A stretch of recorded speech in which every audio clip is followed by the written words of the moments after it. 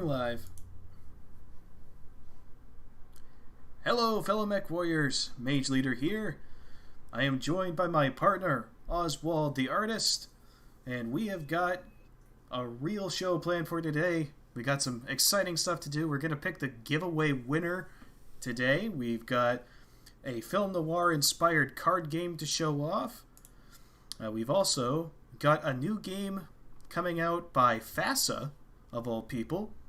And I had no idea they were still around. No, neither did I. And we have got some real-world pulse lasers to take a look at. So, it's going to be quite the show. So to start off, we're going to jump right into the mech giveaway. So, for those who are new to the whole thing, if you missed out, don't worry, we may be doing another one in the future. So the basic gist of it was I had somebody who very generously sent in 3 Game of Armored Combat box sets with the express request that they be put into the hands of new players. So I have decided to do a giveaway to that effect. And we got a lot of submissions. We got exactly 150 submissions. And I gotta tell you, reading through a lot of these, I kind of feel bad because so many people had good reasons to want these. I feel bad that I've only got 3 to hand out, but that's the way the cookie crumbles. Well, look at it this way. The way we've been hearing it lately, a lot of people have been grabbing a bunch of those and just scalping the shit out of them. So right, yeah, you're doing like it's like the Salvation Army, or U.S. Marines toy giveaway. This is kind of the equivalent. Right. Good time of year for it. Yeah, absolutely. Now I can't guarantee that any of these will get to you in time for Christmas. As we all know, shipping is screwed. A lot of people sent in from other countries. I'm going to try my best to make sure that the international shipping is taken care of. I didn't actually consider that when I started. After I posted the videos, like, oh shit, people are actually going to be like submitting from like Germany or South Africa. How am I going to get it over there? We'll figure it out. We'll make sure it gets to you. I can't say exactly when, but we will do our best and we will get it as soon as possible. But as we all know, international shipping in particular right now is really screwed because of various situations around the world. But without any further ado, let's get right into this. So I've got everybody's names written down on 2 sheets of paper because one wasn't big enough. And I have assigned everybody a number between 1 and 150. I've got a random number generator here. I will tell it to generate a number, and then I will find that corresponding name and read their email that they sent in so that you guys can see what is going to happen to these box sets. Don't worry, I read through them all. Nobody sent anything inappropriate, so we're all good on that front. So we will get right into that. So here's the generator. So we're going to generate the first number and go. All right, number 19. That is James Johnson. Let me find your email here, James. James Johnson is our first winner. James says, if I win the box set, I am going to use it to start introducing some groups of friends into the game. I have the impression they'll be more into the RPG side of things, but I will be buying the RPG rules from Catalyst as well, so that will be easy enough to get them interested. I've already perked a few of their interests with excerpts from the lore of the setting. This will allow me to turn it from let's eventually get around to playing this into let's put some sheets together and play now, try it out. You look like somebody who'd dig an Axeman. So, in summary, I'll be trying to get like 10 to 12 more people between the new groups into the game and into the lore. That is fantastic. That is great news. So that's a lot more than just 1 or 2 new people getting in. That's a whole crew. So, James Johnson, you are our first winner, and that is a fantastic plan for that box set. It's like a mercenary company starting right up. Yeah, exactly. So congratulations to you, and let's move on to our second winner. Number 119, that is Cody Collins. Cody Collins is our next winner. Let me pull up your email here. All right, Cody Collins.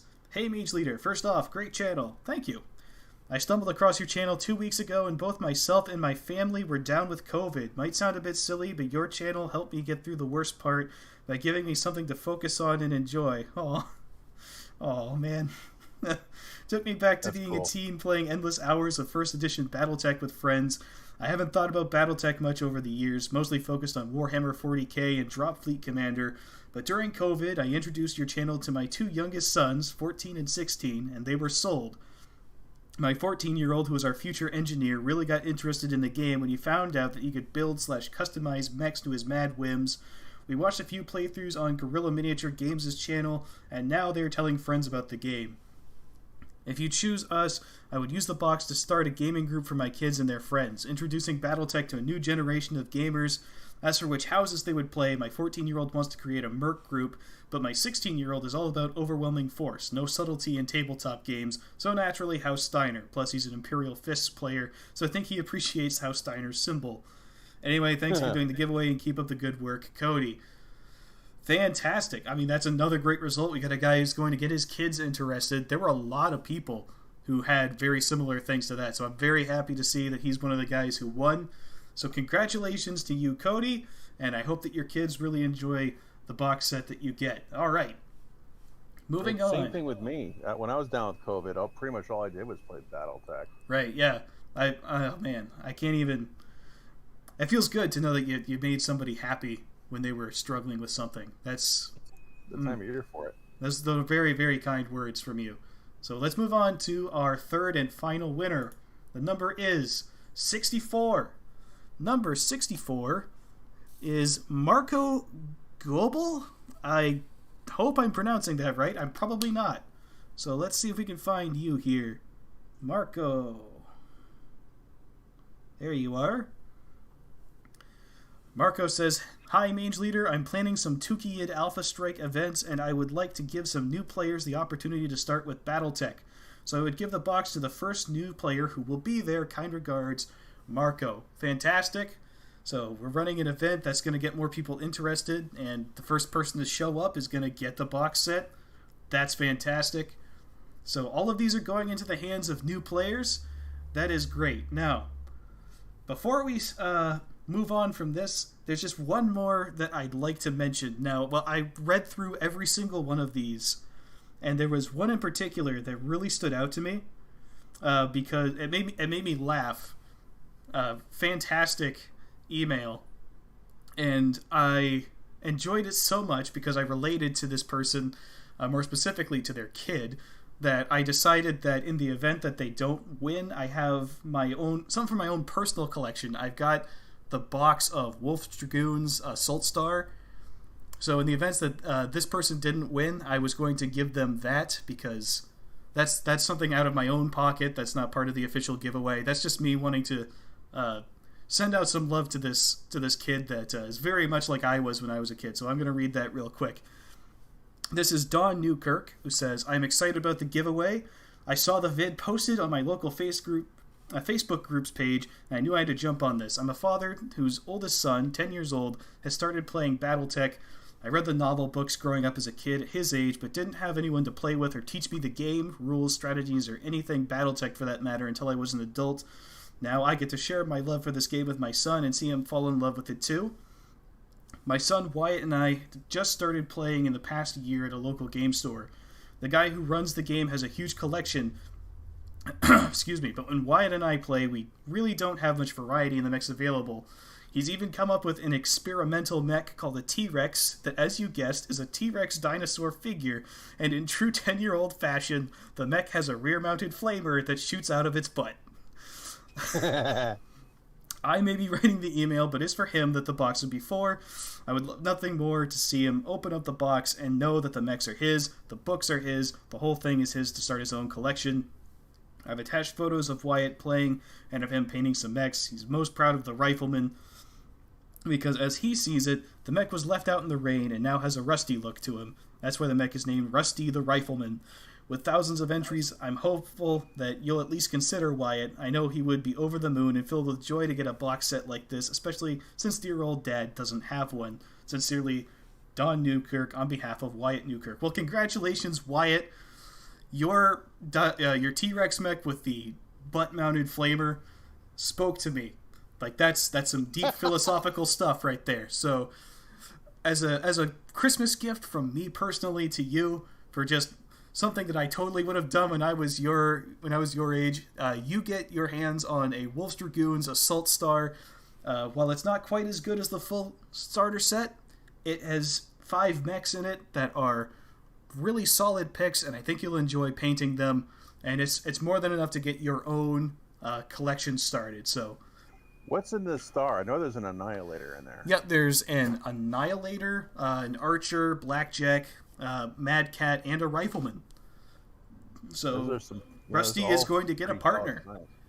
Yeah. So we've got fantastic results out of that, I think. I don't think there's a single person in that whole thing who was just saying, yeah, I'm actually just getting this for myself. Everybody has a plan to get it to new players. So I fulfilled my promise. I'm super excited. So those of you who won, I'm going to send you a reply email, and we'll get your shipping details and get that stuff out to you. I think maybe there was just one person who may be out of the country, so that's lucky for me because that is much cheaper. But I would have totally sent it to other places. Don't worry. So that's fantastic. That was nice. Could not have gone better. All right. That's the giveaway. Those are our winners. So moving on to our next topic. We have got a Kickstarter, looks like. A new project. It's called The Big Shuffle, a film noir card game. So this looks interesting. I know I'm a big fan of film noir. I don't have a ton of experience with it, but the stuff that I have experienced in this genre is always interesting to me. And while it can be a little tropey at times, this is great. But I'm not much of a card player, but it does seem to fit, a card game, especially one called The Big Shuffle. It sounds like a noir, like a noir movie. Well, a common trope of these types of things is like a poker game / game of wits, where 2 players sit down across from each other and have like a discussion while they place the cards down. So I think it's very fitting with the theme. It's not like a 40K card game where it's like, okay, we have our guys with our giant bolters and heavy bolters and shuriken weapons and everything, and here's a picture of them. That's like the whole thing. This seems like it fits a little bit more because it's actually playing cards can be considered part of the universe. Yeah, we need more noir. So let's take a look at the trailer for this and see what it's all about.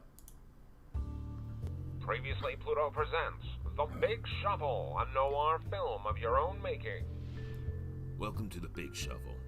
The Big Shuffle is a competitive 2 to 4 player film noir card game where you play as one of 6 characters, I like each the with narration. their own agenda and unique abilities. It's your turn, kid. Set the scene and change the who, what, and where cards using your influence. You're gonna need friends and a stiff drink, not to mention informants, loot cards, and action cards to give yourself an edge in the big city. But be careful, as other players have their own agendas and may hire goons or play reaction cards to stop you in your tracks.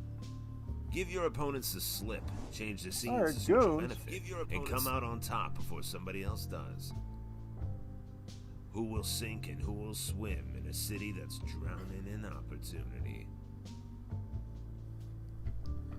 I think that's one of the best produced. A noir film of your own making. Yeah, I think that's like the best produced trailer that I've seen so far on one of these Kickstarter games that we've covered. That looks pretty fun, actually. I know a bunch of people that would love this sort of thing. So it's kind of crafting your own film noir story, just filled with all the tropes. It sounds like they need to have the Silver Shroud in there. Yeah. All right. Well, that's cool stuff. Let's take a look down at the contents here. We have got what appears to be the cover of the rulebook. So, The Big Shuffle, a competitive agenda-based 2 to 4 player game. 88 original film noir-inspired illustrations. What is film noir? Film noir was a term created in 1946 by French critics to describe American thriller or detective films made in the period 1944 to 54. Hallmarks of the genre are the dark and pessimistic themes, the brooding anti-heroes, the dreary rain-soaked streets with mysteries or dangers lurking in the dark, and captivating femme fatales pulling you into the story. Our favorites, The Big Sleep, Double Indemnity, and The Maltese Falcon. I've actually seen The Big Sleep. That's a good movie. The Big Shuffle is a film noir card game where you are trying to make your way in an uncaring city. You play a classic noir character who is trying to set up the perfect scene for their agenda. You have to play smart, though, as it is easy for someone else to change the scene for their benefit, too. Full of role-playing opportunities, The Big Shuffle pairs well with a cigar, whiskey, and smooth jazz. Like all the images, you got people smoking their asses off. It's something you don't see anymore. Right. So, how to play. 1. Choose a character. Everyone needs a role, right? When choosing a character, remember, each character has their own unique abilities and agendas. 2. Reveal the opening scene. The who, what, and where cards set the scene. You gotta keep your eyes open, know your surroundings. 3. You gotta play your cards right. Gain informants, loot, and action cards to give you an edge. 4. Influence is currency. Influence will help you get what you want. It can go up or down by what you play and what's played against you. 5. Change the scene, change the rules. Nothing lasts forever. Change from scene to scene while trying to match your agenda. Every game is a unique story. 6. Not on my watch. Reaction cards and goons can stop your opponents or you in their tracks. 7. That's a wrap. First player to match all the scene cards with their agenda on their turn wins the game. Okay. So, I kind of get like, did you ever play Villainous? I've never been really great at card games at all. Alright, well, it's not really a card game. It's similar, but it's the same. You have a character with objectives, and you've got to kind of play around with the game rules, playing some cards here and there to progress yourself toward it.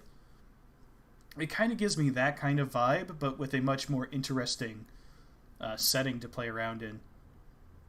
Our current rules can be downloaded here, and an instructional video can be viewed here. Please note that the rulebook is not final.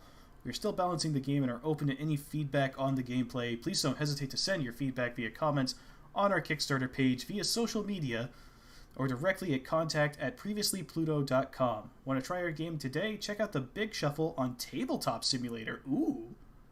Nice. That's awesome. All right, so those of you who don't have Tabletop Simulator, what the hell are you doing with your lives? Go get that. But you can just straight up demo the game for that. So yeah, that's fantastic.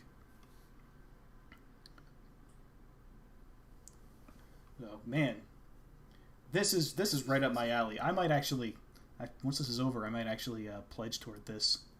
Yeah. Yeah, it looks like they blew their stretch goals out of the water here. Oh yeah, well I mean it's good stuff. I mean the art is good, the marketing is all good. It looks like it's capturing the genre really well. I mean people who love this sort of thing and the cheese that it can sometimes have, and like they know all the tropes and the cliches. This looks like something that we should talk to Razorfist about, because I know how much he loves he's all film about noir. that. Yeah. So we'll see if maybe he'd be interested in something like this. So we've got some stretch goals here. So the initial goal has been unlocked. So they've upgraded the card quality. Next up is upgrading the box quality. An expansion, even better card quality, playmat, hat with a logo, another expansion, and a digital game version. Wow. So what's it currently at? It's almost to the second stretch goal, I think. It's up to what, 19,000? I think I saw. Yeah, it's almost to that second stretch goal. So if you guys are interested, you can help them move on to one of their second goals. Pretty cool stuff. 20 days to go. 352 backers. So there's still a little bit of time. That's cool stuff. So that's the Big Shuffle. Yeah, I'm in on it. Let's go. So I was looking for the stretch goals to see what else they're offering. What I think we should do at some point, maybe like because my job shuts down over the Christmas season, maybe get this on Tabletop Simulator and give it a shot. I would play, but I don't know. I wouldn't know how to play a card game to save my life. Well, yeah, but I mean, it's not super hard to learn how to do that. This doesn't look super complicated either. But yeah, we can give it a try. Or if you're not into it, I'm sure I could find somebody in the Discords who'd want to give it a shot. But it seems like something that I'd want to stream. So we might give that a shot. I don't even have. It's weird because I'm probably one of the first people to report on Tabletop Simulator back when I was writing for Sarna, but I've never actually used it, so I'd have to be learning the game and how to use Tabletop Simulator. So that wouldn't be very fun. Yeah. Well, we'll have a session or something to get you using that, because that's a good way to play BattleTech as well. I find it's a little easier to use than MegaMech. I like MegaMech, and you can do more with it, but I find that the general user friendliness of it for Tabletop Simulator is a little easier. So yeah, I'm very visually oriented, and yeah, Tabletop Simulator would be more my thing. Yeah. So next up, we got a game by FASA. I had no idea they were still around. I thought that they got shut down in like the early 2000s, but apparently they're still kicking and still making games. So this blew me out of the water. We've got Interceptor 2 here, another Kickstarter project. Going off of this box art, this looks like something that steps straight out of the 90s, and I am here for it. It looks like an aerospace equivalent to like Crimson Skies. Yeah, or what it makes me think of. Trying to remember Homeworld. You ever play the Homeworld games? It kind of reminds me of that. Although the ship designs look a little closer to old style, like Aerotech, like Sparrowhawks and stuff. Yeah, that thing just looks straight up like a stealth fighter, combined with maybe like a snow speeder from Star Wars or something. It looks like I forgot the name of it. They used to use them in Buck Rogers. Yeah. So what do we have here for Interceptor? There's a video too. Oh, really? Yeah, scroll down. Oh, okay. So when we get to that, we'll take a look. So, Interceptor is a game of space fighter combat, pitting fighter against fighter. This is combat to control the local space around any important installation, location, or convoy. Set in FASA's new Aetherstream universe, 5 major factions and countless others vie for control and power. For more background, check out this link. We may go to that in a little bit. In FASA's 40-year history, we have published many combat games. Interceptor takes from the best of them to create a fast system that's fun and easy to play. Battles between 6 to 12 fighters per side should be resolved in an hour. The basic game consists of 20 fighters, 2 hex maps, 2 maneuver templates, and plenty of dice. Fighter cards and pilot cards keep track of stats and condition. This is familiar. It's all here, ready for you to play right out of the box.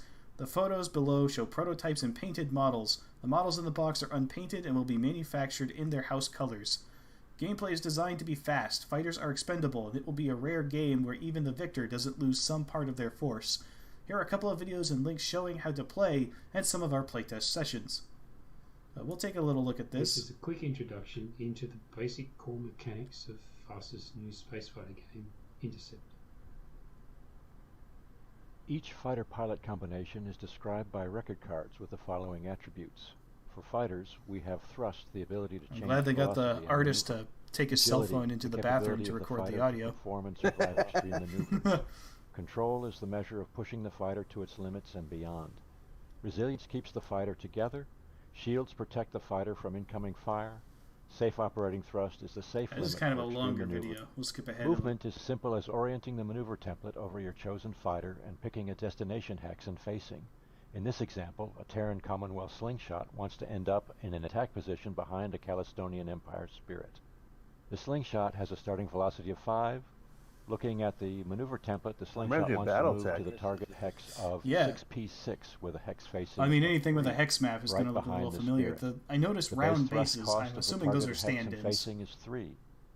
The slingshot's current velocity is 5, and the targeted hex requires a velocity of 6 to reach it. The fighter must also expend an additional thrust to reach the target, giving a final thrust cost of 4 for the maneuver. The slingshot's thrust attribute is 5, so the maneuver is within its profile. It is also within the safe operating thrust of 8, which means the fighter and pilot can easily withstand the maneuver. Okay, so it's another one of their simulator type games from the look of it. Yep, the hex map is that's old style war game. Nice. So check out our updates for our live stream game schedule. Pitting the Terran Commonwealth against the Calistonian Empire. Each side is represented by 10 different fighter designs, each with its own stand. Oh, so they are just round based. Maybe facing doesn't matter as much. So, wow. Those are actually some really cool looking fighters. That is retro future as hell. It is. Facing should matter because have you ever seen Babylon 5? You can point your fighter in any direction and still be going in a different direction for the purposes of firing.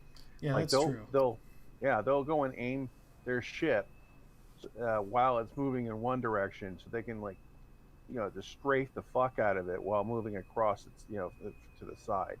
It's really cool. So yeah, I would think that they're going to try any kind of realism, if that's even possible. Then yeah, facing should definitely matter. Yeah, I just think it's strange to see something on a hex map that has round bases. That's very odd to me. Especially when you can just go and get a huge pack of hex bases. So I know these are prototypes, but it's just weird. Like I mean, you can still tell which direction they're facing pretty obviously just by the ship being the ship. But that's a little. Hold on, that's just an A-wing. That's just an A-wing from Star Wars. What the hell? Where? The Terran Commonwealth fighters, right there in the middle. It does look like an A-wing. Yeah, it's just that's just straight up an A-wing. That's cool. I do love the look of these things. Yeah, they tend to have their own unique set of it's like they have one artist design one side and another artist design the other side, so that they have their own kind of look to them. Yeah. So Chris Stoshaj, if I still don't think I'm pronouncing that right, sorry. It's kinda a new version of the old Renegade Legion Interceptor game FASA did in the 90s. Well, that explains the title. So yeah. The same universe. I mean, everything about this just screams 1980s at me, and I love it so much. Like, the artwork on these cards and the way they're laid out. Dude. Yeah, it's very Wing Commander. Yeah, oh man. I live for this shit, so that is great. So we got pilot cards, we got hex maps, we got cool looking miniatures. This is Battletech with fighter jets. I can dig that. Nothing wrong with that. Although Aerotech never did quite as well, though, or Battlespace. But I think Battlespace, people got a little confused by it. This could be a good thing, because I know a lot of people have kind of fallen away from X-Wing lately. A lot of people are just kind of moving away from Star Wars in general. This might be a good place for them to turn to. The game clearly works differently from how X-Wing does, but for those who have a hankering for space combat simulation, here you go. Yeah, these designs give absolutely no fucks about radar. Well, not only that, I mean, they clearly don't give any fucks about copyright infringement either. Oh, Jesus. They're not, no, it's enough that, I'm just saying, with they used the word battle droid and got sued way back in the day. You'd think they'd have learned by now. You don't copy or come anywhere close to Lucasfilm. Don't do it. That's a lawsuit waiting to happen right there. I think they were banking on the battle in front of the droid. Yeah. I mean, in my opinion, that's a perfectly fine name and doesn't infringe copyright, but Lucas gonna Lucas. But like if Disney owns Star Wars now, they see this thing here, you better believe they're gonna sue their ass. That design that you were talking about to me looks a little closer to some of the beginning ships from what's that game? Elite Dangerous. A little bit. Like the Sidewinders. I think this one here in the back looks a little more like that. But no, this one here, it's just an A-Wing. Christosha says it's carrying on a proud FASA tradition. You're not wrong. Oh, man. I'd play the hell out of this. So to get the rule book, it's $15. Print version for $25. Full copy of Interceptor at a reduced price for $90 or more. That's not too bad. Boxed edition of Interceptor is for $100.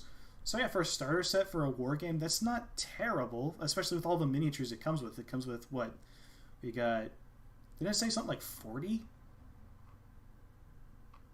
20. 20 fighters. So yeah, 20 is a lot of miniatures. So that's not bad for $100, I don't think. So we got the movement template. Oh boy. Can see things getting real messy and chaotic with that, but... Yeah, I'm not quite sure what the movement template's for. Well, from what he was explaining, so each thing is marked out with how many points it costs to move to that hex. So it's basically, like, I guess you could easily play without it, because just doing the math in your head will allow for that. But because the movement is determined with a bit more of a complicated system, this just provides a quick reference. I see it's also got little tables down there on the sides, which allows you to kind of have a quick reference for some of the stats for the ships. Oh, I remember him talking about, like, burning full, Delta V or something like that, and right. So you have different tables for different movement rates.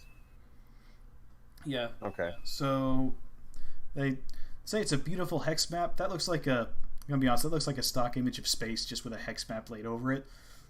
I could manufacture something like that myself. Right, exactly. So, but I mean, that's the beauty of it. Like, you could easily take a gorgeous image of space from off the internet somewhere and overlay this sort of thing onto it. I think that's something they should offer. Actually, there's probably some tools online that'll let you do stuff like that. This is a little different, but there's a guy, you can find his website somewhere. It's been years since I've been there. There's a guy by the name of Winchell Chung. And he does a lot of work with, like, I think it was with NASA Ames Research Laboratory or something like that. And he's really heavy into the sci-fi thing. He's got like a sci-fi game of his own. But I bought about 7 or 8 years ago a large poster size star chart that has like Terra, solar system, our solar system in the middle of it, and it goes out. I think it's like 40 light years to around Earth, around our planet, and as you go far out, it's laid in a 2D perspective, but it has all the closest stars to the sun. And you can go, and what I did was I went and I had it. I went to like an Office Max and I had it laminated, so I could just go and take it on a dry erase board, use it as a dry erase board, and have like. Who controls, like, it'd be like a tabletop 3x game or a 4x game where you could go and say who controls what lines of, you could set up your own travel lines of supply or something like that if you're gonna do like a space, like a strategic map. But I think anybody that wants to play a game like this, you can make it go from tactical to the strategic if you get like one of those star charts. And let me see if I can find it. Right. Well, I think would be a cool thing to do is like get the hex map template with all the hexes measured out with maybe like a transparent background so that you can just layer it on top of an image and make your own hex map out of it. Maybe they could like offer an official service for that kind of thing that you pay a small fee for, so they still make money off of hex maps. But like, let the fans have some creative fun with that sort of thing. I think you get some real good results out of this, because this is just blank space. This is black space with stars on it. There's no like nebulas or Like, there's nothing interesting here, but as something that you're going to put, like, your own little terrain on, like asteroids and maybe some wrecked ships to maneuver around. But other than that, there's really nothing going on here. I've kind of noticed that with the Battletech hex maps, too. They're not particularly interesting to look at right now. But we've got... Maybe at one point, assuming these are also atmosphere capable, maybe you could do something that's more terrestrial based. So the link you sent me, is that the guy you were talking about? Yeah. Okay. The 3D star maps. Yeah, that's pretty neat. So wouldn't really apply to this game, I don't think, but it is cool that this is an option. So, well, yeah, you could my idea is you could just take a tactical game and you can attach you can use it for BattleTech. What you're saying is like run a campaign here, and then when you get to fighting, like actually go into the smaller type of games. Yeah. Mm-hmm. Yeah. I like modifying like games a bit to make them a little more, a little more immersive. Right. Yeah. That sounds like something that could be a lot of fun as well. If you're like running a campaign in Mech Warrior 2, you could use this sort of thing to navigate around. Oh, BattleTech was made for it. Oh yeah, get the inner sphere, but actually spherical this time. Yeah. So let me copy this link, and I will put it in the description of the video, so that people can go and check this out. Because that looks pretty fun, actually. I also put it in the chat. Ah, nice. Yeah, and I actually did remember to enable the chat replay this time, so people who are watching this in the future, you can actually see the chat now. It's not just me talking to invisible people. I realized that for the past 2 podcasts, I've left that feature off, so if somebody comes back to watch it later, I'm interacting with the chat that doesn't exist. But yeah, that's some pretty cool stuff. So next up, we're looking at Pulse Laser, right? So Oswald is the one who goes out and actually finds the stuff, and then he just kind of sends it to me, and I react to it here. I don't pre-read these things usually. But he says this is a Pulse Laser, so if it's wrong, blame him. Well, what I mean by Pulse Laser is that it was pulsing. It was using multiple pulses. It's still like a flashlight, only you're pulsing it. Right. Well, I mean, that's kind of what a pulse laser should be. Yeah, it's like Wrath of Khan. Right. Yeah, those are phasers. Yeah, but it's those are late. They're just Yeah, I mean, it's a beam of light that melts things. It just burns super hot. So we've got from the Drive. USS Portland uses its experimental laser to fry a floating target in the Middle East. The amphibious warship Portland has the most powerful laser currently deployed aboard an operational vessel. Yeah, it's 150 kilowatts. The U.S. Navy's San Antonio-class amphibious transport dockship USS Portland engaged a static surface training target with its laser-directed energy weapon in the Gulf of Aden yesterday. This ship received this weapon, which is officially called the Laser Weapon System Demonstrator Mark II Mod 0, Jesus Christ, in late 2019, which the Warzone was first to report, and subsequently used it to knock down a small drone in a demonstration in the Pacific Ocean the following year. Portland is presently in the Middle East as part of the Essex Amphibious Ready Group, which also includes the Wasp-class amphibious assault ship USS Essex and the Harper's Ferry-class dock landing ship USS Pearl Harbor. Elements of the 11th Marine Expeditionary Unit are embarked across all 3 of those ships. So we got a picture, I assume this is an infrared picture, showing off the beam. The video looks absolutely badass. Oh, there's a video on here? Yeah. Sweet. Scroll down a bit. So the U.S. Navy described Portland's laser as having engaged a raft-like floating target during the demonstration. It's unclear how much physical damage the directed energy weapon actually did to the target, or whether it was considered destroyed as a result. The maximum effective range of the laser is unknown, i.e. classified, but the images from this latest test do make it clear that the beam can hit targets at a not insignificant distance away from the ship. The LWSD is considered a next-generation follow-on to the laser weapons system that float-forward staging base USS Ponce tested for 3 years while operating in the Middle East, according to a Navy release on the demonstration in the Gulf of Aden. The region's geography, climate, and strategic importance offer a unique environment for technology innovation.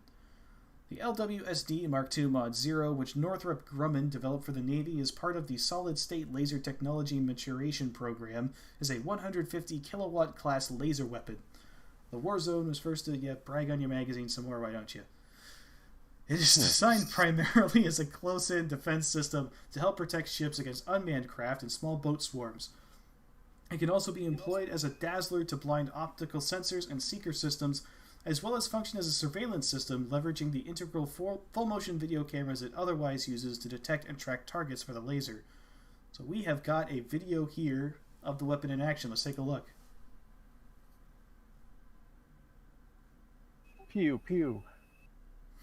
Now, I have a couple of takeaways here. Yep. One is the fact that they did this test in the Gulf of Aden, which is not a normal... That's an operation area. That's an operational area, not an exercise area. What they're doing here is this is the U.S. Navy and CENTCOM signaling to the Iranians, because the Iranians just showed off a whole bucket load of gunboats, high-speed gunboats that they use in their swarm boat attacks. So what we're doing is saying, guess what? We have the solution for you guys. And they've also been using a lot of drones for both observation, harassment, and they can use them as they have loitering munitions that they've used to conduct attacks on commercial shipping. So something like this would burn through all of those really, really fast. So it's basically the Navy saying, "Yeah, that's cute. Check this out." Yeah, and the second takeaway I got from this is the effective range is going to be very.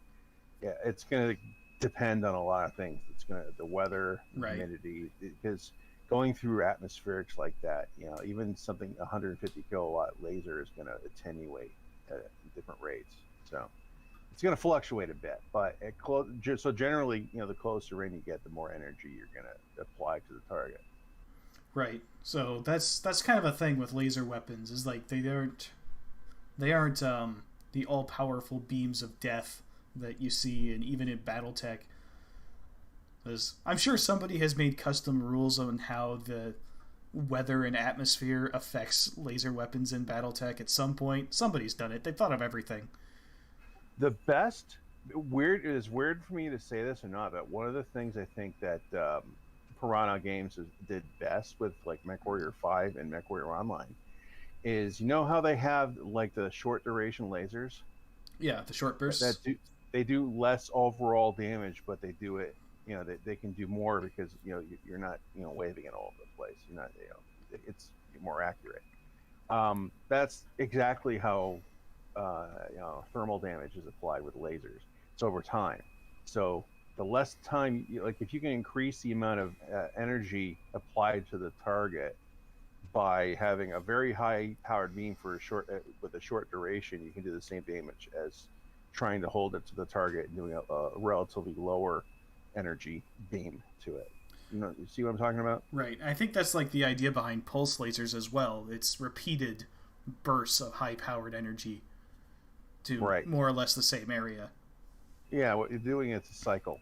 Right. What you're doing is so you don't burn out your filaments or your internals. Right, which allows you to put out more power through the laser without destroying it. Yeah. Yeah. The other thing is that these free electron lasers they use multiple nodes. It's like stack. You know how you can have an LRM5, LRM10, LRM15. You can do the same thing with these lasers. They use these. They look like what the hell are those light fixtures. What do you call those really long circular light fixtures you have? Fluorescent. They look like fluorescent light. Yeah, yeah. And the more you stack up, the more energy you can put through them. So you can just stack them up as many as you want. So the more you stack them together, the larger the laser you put together. So it's essentially like the first thing I thought of was SRM and LRM tubes. Yeah. So as long as you have the energy to power it, you can scale it up as large or as small as you want. Yeah, and that's one thing that's it's been kind of been working on with some of the new ship designs. I know the Zumwalt, they put a massive fucking generator in that thing to run it, and the whole idea behind that was it needed enough power for its weapons platform, which it didn't end up getting, but it was going to be for the railgun, if I remember right. I think so. I've only ever heard it by its military designation, but I don't remember what that is because it's a jumble of letters and numbers, and God, I can't keep any of that shit straight. Oh God, I think that's bad trade. We're using the Russian designators. It sucks, man. Yeah. At least ours makes sense. I'll go with NATO because NATO, they try to make the most amount of people because everybody in NATO speaks different languages and have different way of thinking. So I tend to go with them because it's kind of idiot proof. But the Zumwalt, you could you could put lasers on this thing and have enough power for days. But I think what they're going to end up doing with it is they're going to just stick all kinds of like high powered radars and electronic warfare equipment, and that's stuff that it's more of a Russia thing because they more electrical power equals more strength for them. They measure strength in generators, but you can scale it up and have like our super high power. You can burn through just about any kind of electronic warfare just by having that much power to brute force it. Yeah, I think the current plan for those is that they're just going to turn them into missile boats. Yeah, they're going to be sticking. I said this on the first MageCast, but they're going to be putting hypersonic missiles. Yeah. Each like a launch container, each one will carry 3 missiles. All right. So Chris Doshaj says laser cutters use pulses to keep vaporized material from diffracting the beam, so heat can be maintained in the material being cut. That actually makes a lot of sense. Yeah, in a closed-in space like a laboratory or a place where there's not enough wind or something like that to clear out that material. Yeah, I can see that. Yeah. That would also attenuate the laser beam. Oh, we've got a question from the audience here. Vandal Noir says, "Hey, favorite support mech and why is it the Crusader?" Because I like to overheat and blow up. I'm not as familiar with the Crusader. Let's look it up and see what it's armed with. Machine guns, SRMs, LRMs, and a couple of lasers. I should really take a look at it because I have one that I got from one of the Lance packs, and I don't actually know what's even on the thing. It's okay, but whenever I play it with like the HBS, I always kill it. I'm just not very good with them. Yeah, Crusader. So from 2752, the basic variant: 2 LRM-15s, 2 SRM-6s, 2 medium lasers, 2 machine guns. That's a solid loadout. A little too much, a little too much ammo. Maybe, but I mean, it's a missile boat, clearly. Yeah. So that's just kind of what it does. I've been spoiled on your Archer. Mage is the one that got me hooked on this one particular build for the Hero Archer in MechWarrior 5. The Agent Core. We'll just stick loaded up with Artemis SRMs, as many as we can carry, and then a couple of medium lasers. And I swear to God, any other time, that's the only heavy mech I'll have, along with all the assaults that are needed. I'll put that's the only one I've been able to take with me into like an 80 or 90 difficulty mission and have it, be able to. Because I've killed Atlases in that thing in 4 or 5. Pulls of the trigger. Yeah, it's just ridiculous. Yeah, it's gross. That's actually one of the miniatures I'm somewhat sad to give away. I'm very glad that Wyatt is getting something. I wanted that kid to have a good Christmas this year. But in that Wolf's Dragoons Assault Star is a beautiful Archer miniature that I kind of want to keep. But give the gift of I'm gonna robot. give it, but I am a little sad to lose it because it's such a good miniature. But I'm glad that the kid's gonna get it. And I know he's gonna do something cool with the paint job. And if he's listening, I want to see that paint job when it's done because, yeah. I have like hundreds of minis. The bad news is they're all clickies.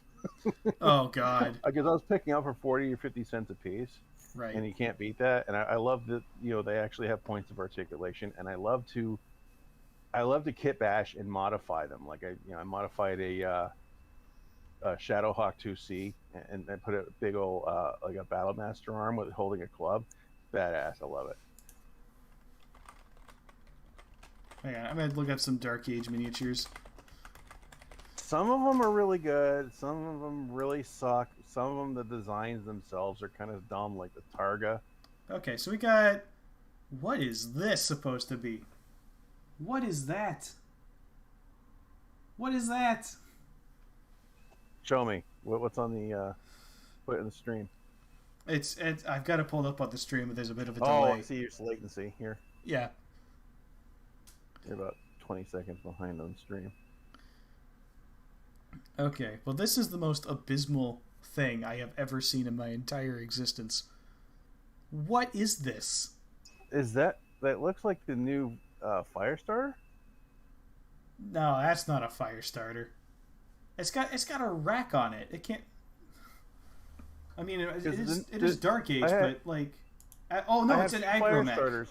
And they're 45 tons, and they both carry rotary AC2s. It's an Agromech. Oh. So hell, they can look as ugly as they want. Gives you an idea of how good these miniatures are. It's being sold for 89 cents. Yeah, you can find as many. That's why I got them. There's very few that are worth a lot. Now I do have the Mad Cat. That one was like $5. This looks like it's supposed to be a Warhammer. The Thunderbolt. This is supposed to be a Marauder 2, sucks. And yikes. We've got whatever the Marauder is supposed to be. Oh my! I have a couple of Centurions. I got the Panther sucks. I have 2 of them. The Axeman isn't too bad. The Violator's actually pretty cool. I like that one. So we got a catapult here. That's it's okay. That's okay, I guess. It's a little ugly, but yeah, it's a catapult. The infamous Dark Age Atlas. Yikes! I don't have that one. Thank you. Yikes! What the hell happened here? What is that? I do like the spider. The Dark Age spider is neat with that partial wing kit. Yeah. Oh, here's a bunch of miniatures. So we've got what looks like a Griffin, an Atlas 2, perhaps, and I don't even know what this thing on the right is supposed to be. We got some elementals, some infantry, various hideous-looking Hand of Nod vehicles from Command and Conquer or something. Yeah, some of the vehicles are pretty cool. It's a mixed bag. Yeah, like the Griffin, I like that one. The Scotty air defense vehicle, I thought was really cool. Yeah. Zimzilla99 says, Mage, I found a copy of Far Country. Had to get it for the memes alone. Oh, you poor soul. You poor soul. Why would you do that to yourself? That was one of the earlier ones where they used to like have occasional artwork inserted into the novel itself of stuff that was going on. And they had they have one Lance of Mechs that was there. It was a Lance of 5. There was 2 Locusts, a Trebuchet. No, it wasn't a Trebuchet.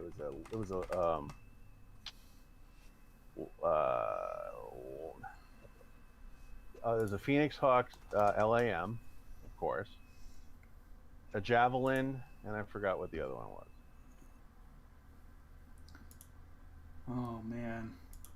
Oh man, these pictures hurt my soul. Some of them are just awful. My God. I've heard good things about the game itself, but like, man, these miniatures, I think the one design that I hate the most is the Mangonel. Yeah. I mean, like, some of them aren't too bad. Like, the Marauder isn't horrible. Okay, it's kind of bad, but it's not horrid.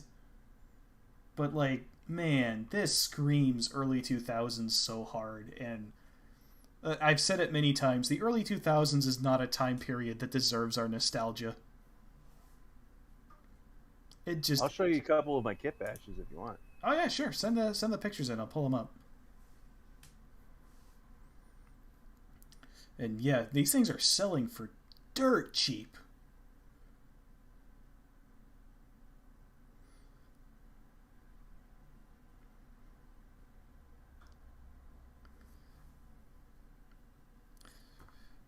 So Vandal Noir says, favorite light.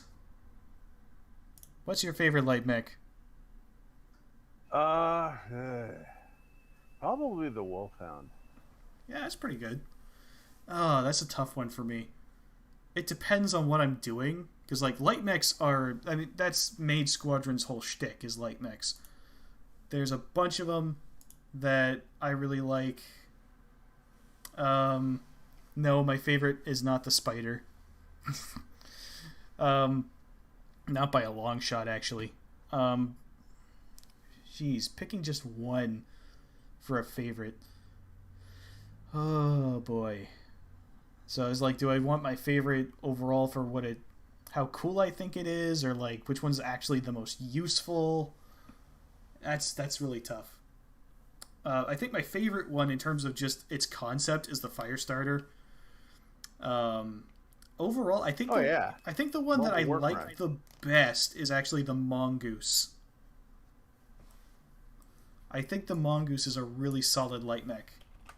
That and I like when I played the Harebrained Schemes game with a mod, and I would play with. I started a comm guards game, and I was given a Mongoose and a Talon and 2 Nighthawks, and I just had all kinds of fun with those things.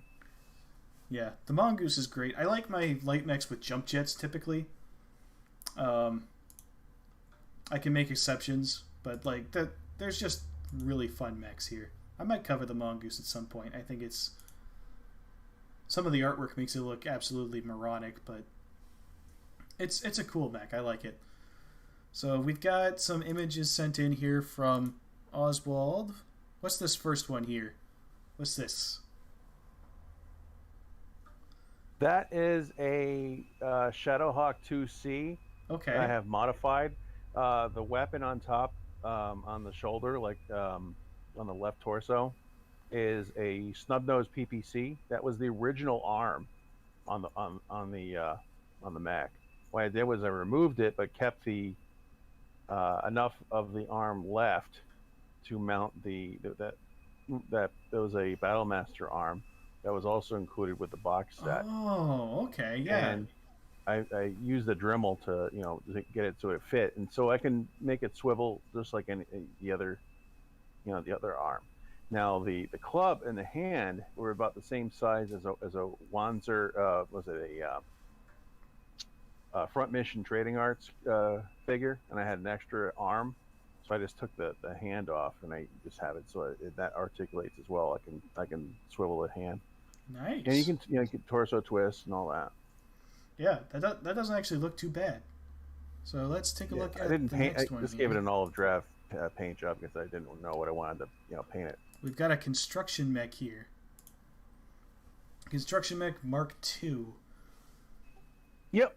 All I did was stick a pair of heavy machine. It was either vehicle flamers. I can't zoom in, and then I think it's an MML launcher or I think it's a multi-missile launcher I loaded on there. Jesus Christ! Or it was an MRM launcher. That was it. That is a hideous miniature right there. Well, it's a construction mech. It's an industrial that's been it's essentially a technical. It's not supposed to look. It's supposed to look industrial and like I mean, people that don't have mechs. But I mean, it also kind of looks like a bad design.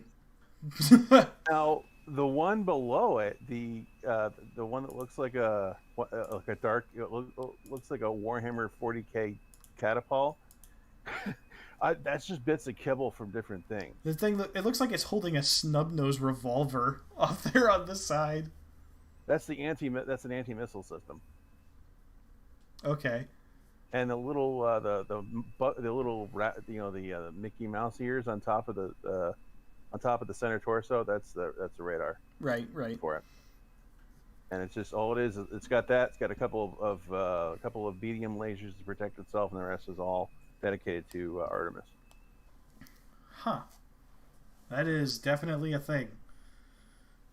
Yeah, I just wanted to see what I could put together, just out of bits and pieces. I mean, as a design concept, it's not terrible. Like if you were to make line art of this, you could make something kind of cool looking. I'm going to do that eventually. Nice. With our other project. We'll have to show that on an episode of the podcast at some point. Okay, this next one though, this looks cool. That looks cool. Is a Morgus. Okay.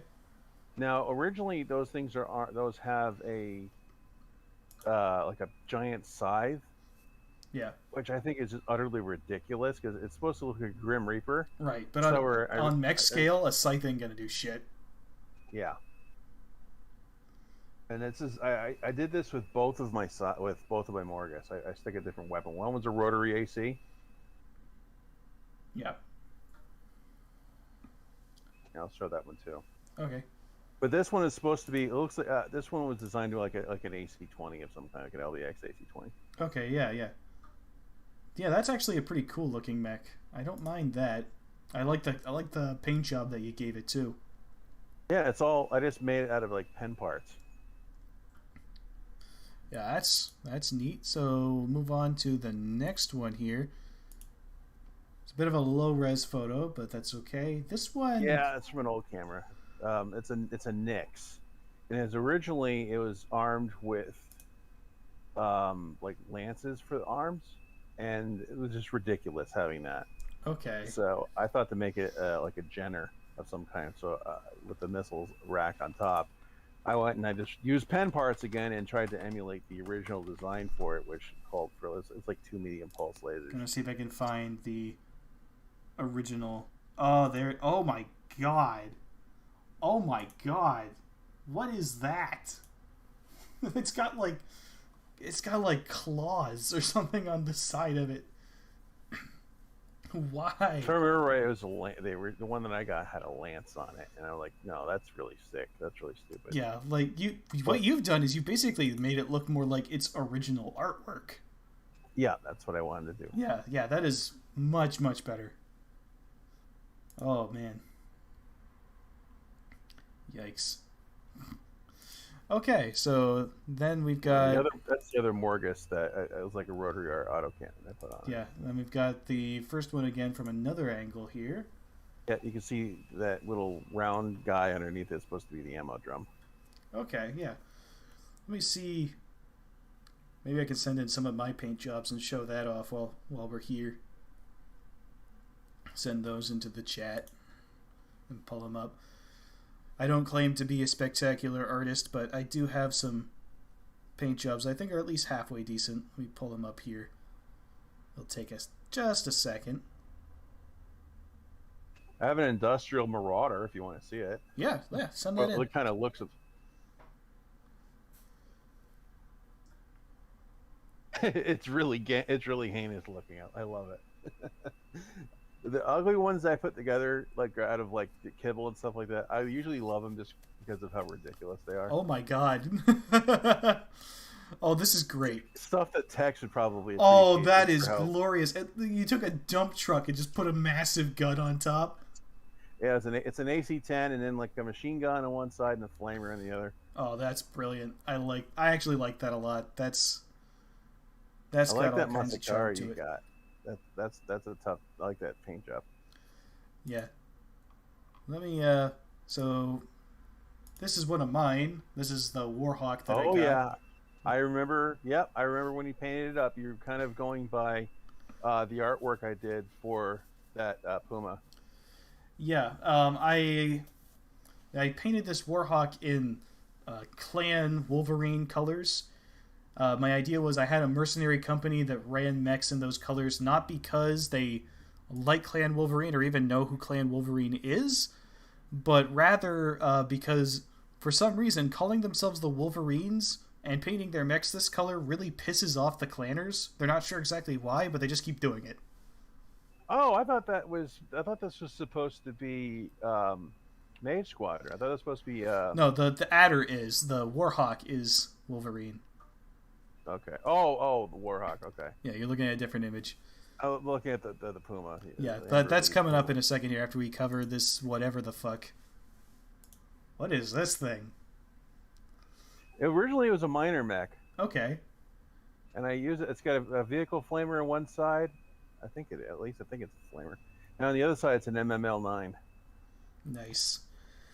So, yeah, I like the big stompy legs on it. That's pretty cute. Yeah. So with the tiny little femurs. The next one is one of mine. I use my refrigerator as a light box because I don't have a light box. So, forgive the Gatorade in the background. I was wondering why you had that. Was that you trying to get the paint to cure or something? No, it's just because the lighting in there is better than anything else in my house. Yeah, no, the light. Forgot you live at the North Pole. Well, no, because I live in an apartment and it doesn't actually have a central light in the living room, which is where I do basically everything. So I've got a lamp set up in the corner, one of those big standing ones, but it doesn't provide very good light. So if I want to take a photo of something and have even remotely decent lighting, I've got to take it to the refrigerator and set it down there. But yeah, this is Amberly's Amberly Grimsdottir, or Grim as she is called by those who know her well. It's her Puma that she uses in Twist of the Knife. So I painted it up in Mage Squadron colors. Got a little sloppy with the canopy, but it doesn't show up so much when you just have the miniature in your hands, because this is very zoomed in. But there's that.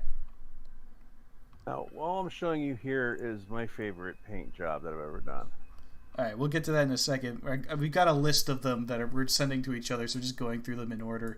Oh yeah. So next up, this isn't a very good picture of it. It's blurry, but that's the Mad Cat that I did for Clan Wolf, I believe Alpha Galaxy. There's not much to say about it. It's a Mad Cat. We all know what the Mad Cat looks like. So let's take a look at this next one here, which it kind of reminds me of those mechs from Gundam 00. I bet. I just sent you the entire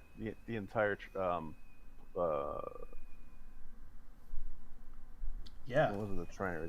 It's just a. Let's see here. We've got. Oh wow! Damn.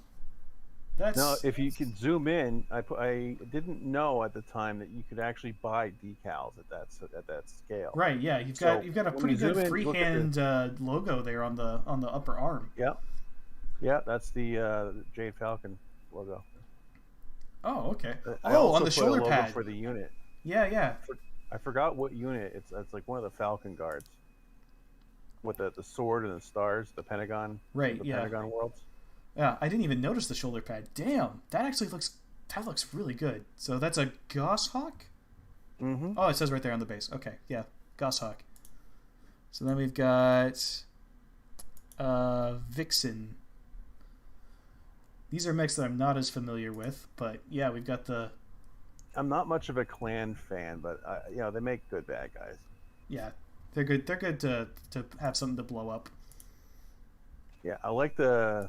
I did. You can once again you can see the sword and the Pentagon stars. That Uller Mini is actually not bad. That is actually a kit bash. Oh, really? Yeah, I didn't do a whole lot. Originally, that model. I wanted to have a certain. I forgot what alt variant it was or what configuration it was in. But I wanted to have the one with the twin medium lasers on the left arm.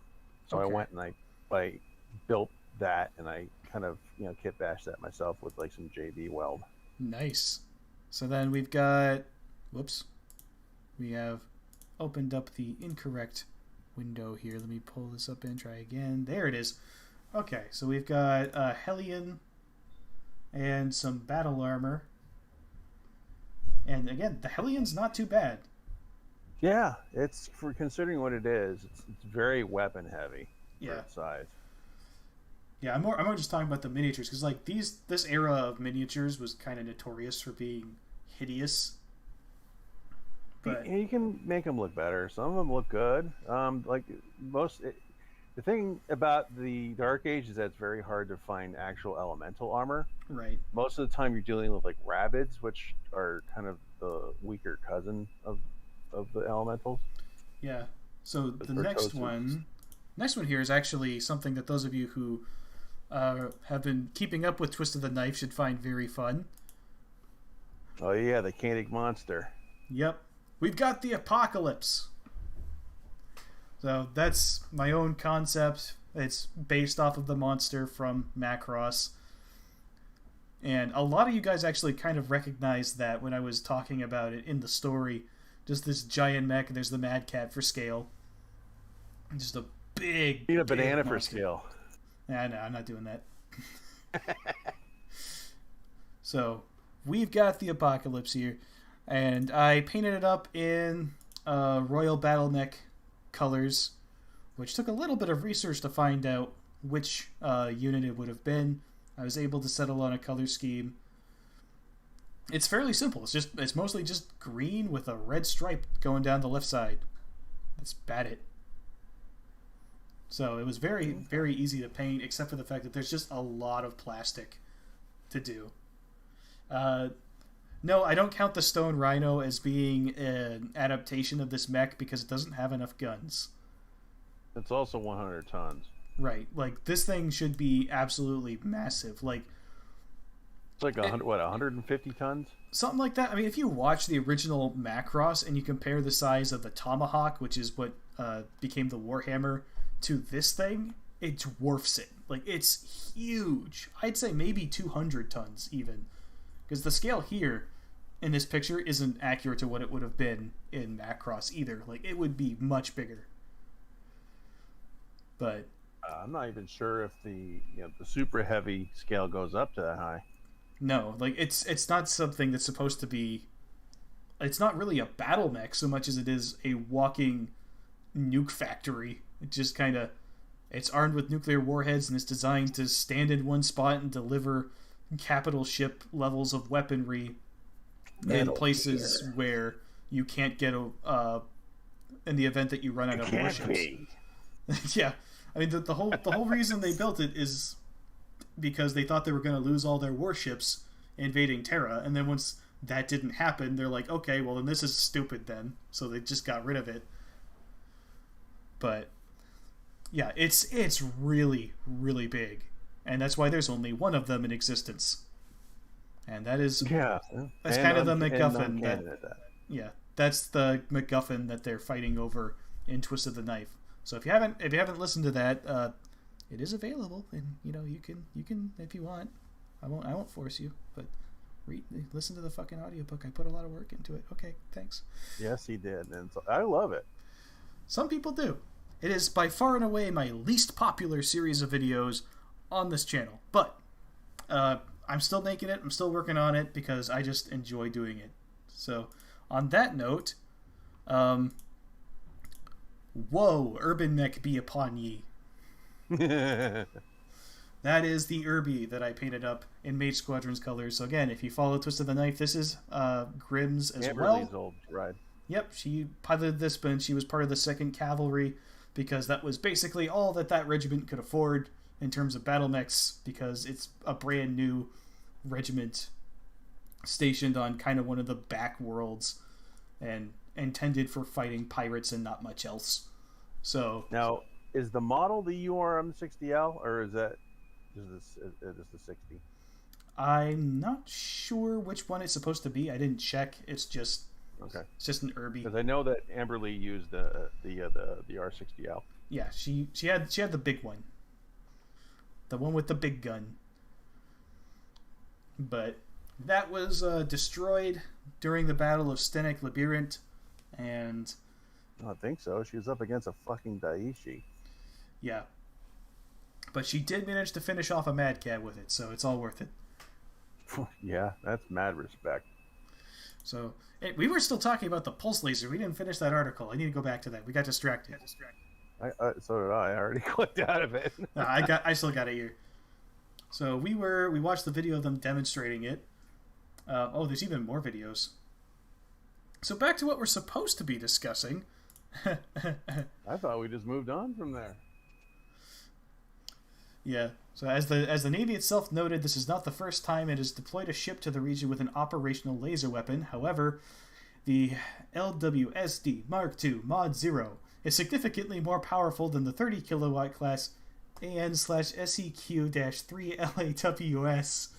Jesus Christ, that was installed on Ponce.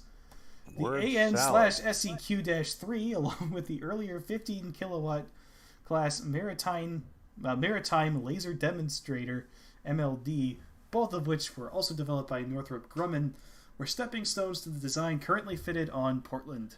So let's take a look. Oh, we got a bigger video with NAVSEA. I deal with these guys a lot. No, I don't deal with them, but they're around. My supervisor deals with them. NAVSEA is everywhere. Oh yeah. I do talk to the guy sometimes when they're like, "Hey, you built the thing wrong," and I pull up the print and I'm like, "No, no, I didn't." They can be really picky. They can also be not so picky. It depends on who you get and how they're feeling. No, anything to do with submarines is really stupid. Oh, they're super picky with submarines. Destroyers, it's not typically as bad unless it's something structural or super integral. But like, if you got a pipe foundation that is like a 1/16 of an inch off, they're not going to give you too much shit over it usually. No, any shit that size has got their idiosyncrasies. Oh wow!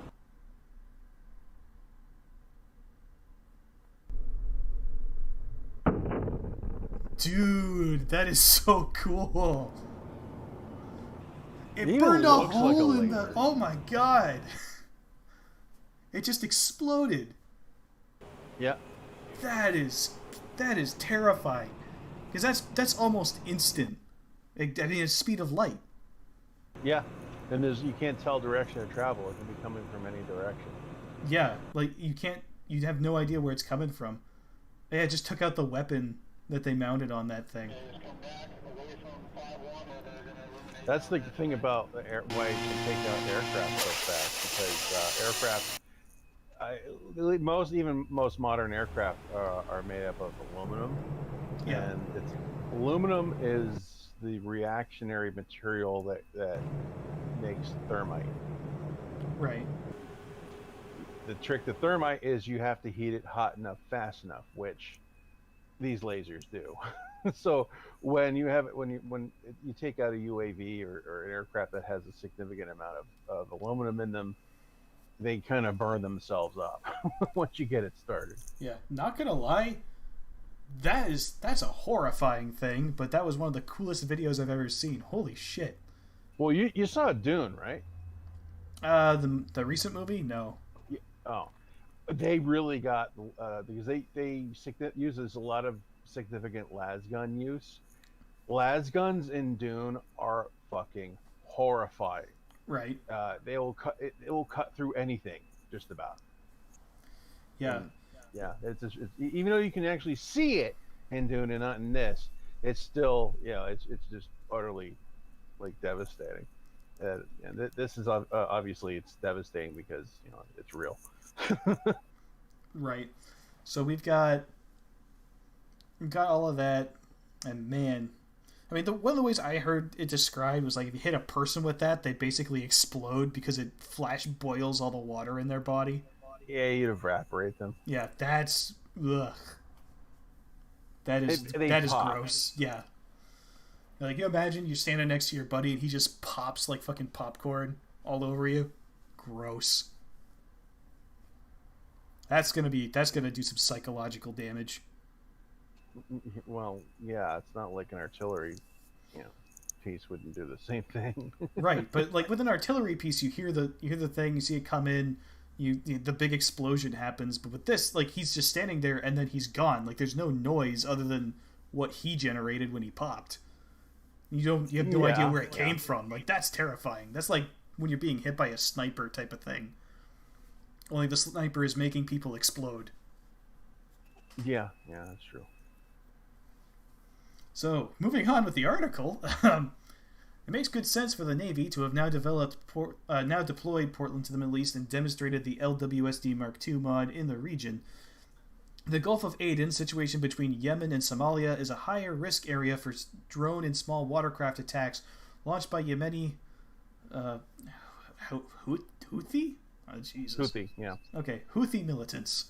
For the size of the groups, the Iranian-backed Houthis have an impressive arsenal of unmanned aircraft, including various types of so-called suicide drones and remote-controlled explosive-laden small boats, along with cruise and ballistic missiles, naval mines, and other capabilities. The Houthis have targeted U.S. Navy vessels, among others, in the past. Actually, one of the ships that we built at BIW was out there. It's one of the things that the company loves to brag about is that if I remember right, they took out it was a ASM launcher with I believe it was with a T-LAM. That there's also one that hit a mine out there, and yeah, like it actually lifted the ship up out of the water. But oh shit! It cracked the spine. When they did a battle damage assessment on the thing, they found that none of the welds had actually failed. Every single weld on that ship was sound. Jesus. Yeah. I'd still stick it in dry dock just to make sure. Oh, of course they'd have to, because like the plating was torn apart in several places, so they still had to send it in for repair. But yeah, no, it didn't fail on the weld lines. That's a hell of a testament to you guys. Yeah, well, we're the best, so just casually brush off my shoulder. I'm not a welder, so I can't even take credit for it, really. But hey, it's a team effort. Yeah, no, I'm a ship fitter, so I put the thing where it needs to go and I tack it, and then an actual welder comes along and finalizes it with a very high quality weld. So I'm the guy with the measuring tape, make sure that it's in the right spot. So the weld didn't break, but that's not really my doing. And besides, it was on a ship that they built before I got with the company, so I can't take credit for that at all. You're out there with your hobby putty and your Zap-A-Gap. you stick it together. Yeah, no, I mean I use an actual welder when I do it, obviously, but I don't do a full weld. I just do a tack, which is you basically, if you used a soldering iron, you know kind of what that is. You just put a little dot on. So that's what I do. I've used tack welds before. Yeah. So yeah, Vandal Noir says weapons like that would probably be illegal to use against people like 50 cal by Geneva Convention, because you're not going to use rounds that make people pop or something. Silly rules. 50 caliber is used for anti-personnel all the time. Yeah, I'm not sure about that being banned by the Geneva Convention. I'm pretty sure the M2 fires 50 BMG. Yeah, it was used. I mean, it was one of the most famous sniper hits and kills in history was done with an M2. Like Carlos Hathcock, that was a 50 BMG. Yeah, classified as anti-materiel weapons. He says, I don't think the M2 is though. I think that's still considered anti-personnel. I mean, you could use it as anti-materiel because it's 50 BMG, but you can use lots of things for anti-materiel, 336 Lapua. Right. I mean, there's plenty of things that are classified as anti-materiel that you can use as anti-personnel.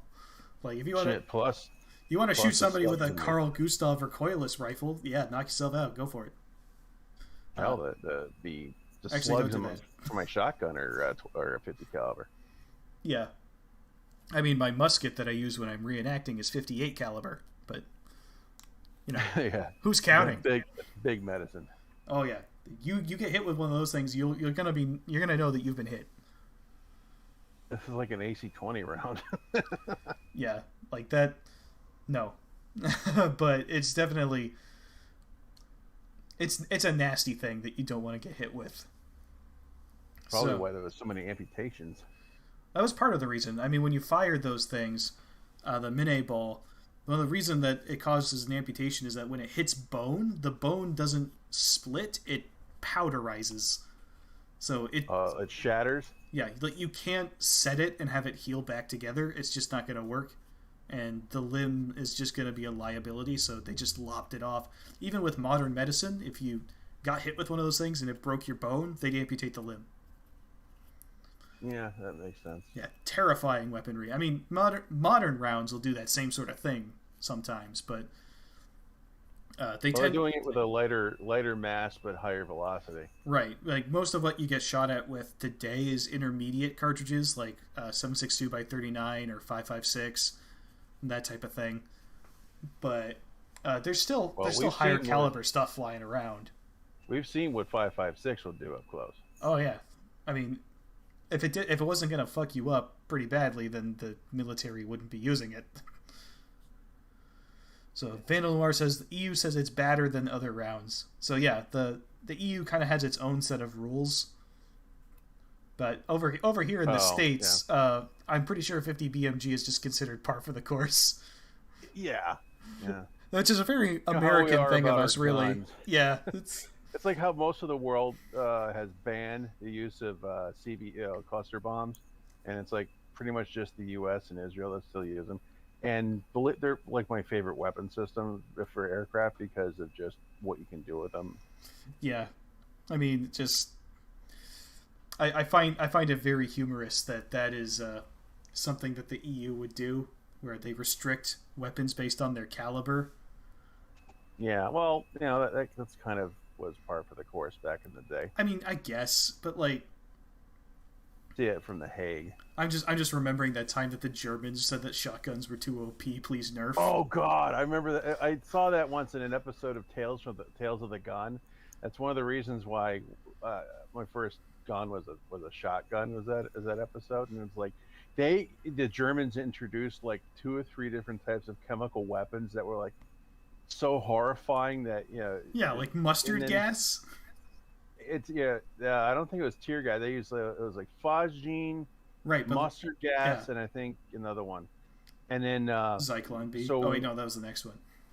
Chlorine. That was it. Chlorine. Yes. We brought in the Winchester 1897 shotgun with a bayonet on it. I said, "Oh, this is terrible. We gotta ban this." They were putting like money bounties on doughboys that were caught with these weapons. It's just ridiculous. Right. I mean, there was a similar thing in World War II where there was a model of the Bren carrier that was equipped with a flamethrower. I forget what it was called, but the thing was Flammenwerfer. Yeah, I mean, its actual combat effectiveness is questionable, but it scared the shit out of the Germans. And if they managed to disable one and catch the crew, they were not nice to them. And what was it now? It was a Bren carrier. So you know what the Bren carrier is, right? No, I know what the Bren is. The Bren gun. Right, you know the gun. British gun. So hang on. So I will show you what this is. You'll probably recognize it once you see it because it's one of the more iconic. I mean, if you played Call of Duty 2, you rode in a Bren carrier. So I'll send that to you. I don't play those games.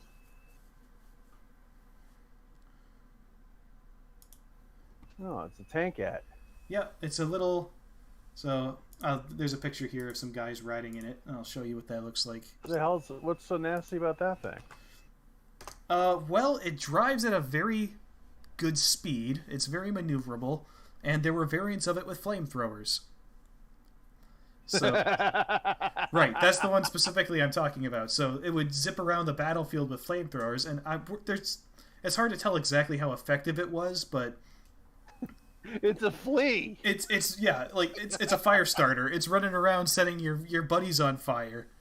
And so... Oh, that is absolutely glorious. Yeah, so the British Army used this pretty heavily in World War II. It was kind of like their version of the Jeep, I guess you could say. Okay. But with tank treads. It's a capable little vehicle. I like it. Yeah, so they have flamethrowers on that.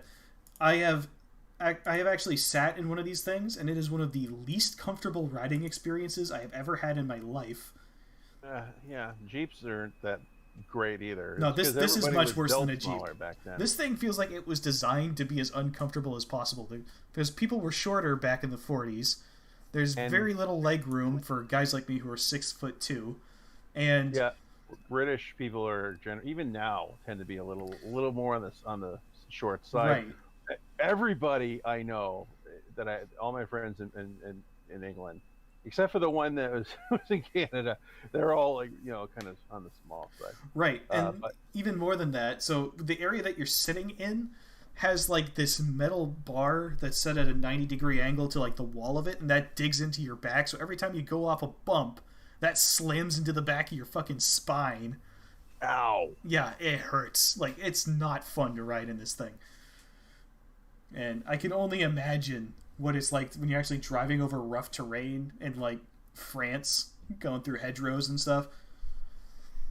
Well, you're not going through hedgerows in that thing. Well, you could. Hedgerows were built like fucking concrete. They were overbuilt. They were like overgrown from like from the black, the Dark Ages. They were huge. Yeah, they actually had to come up.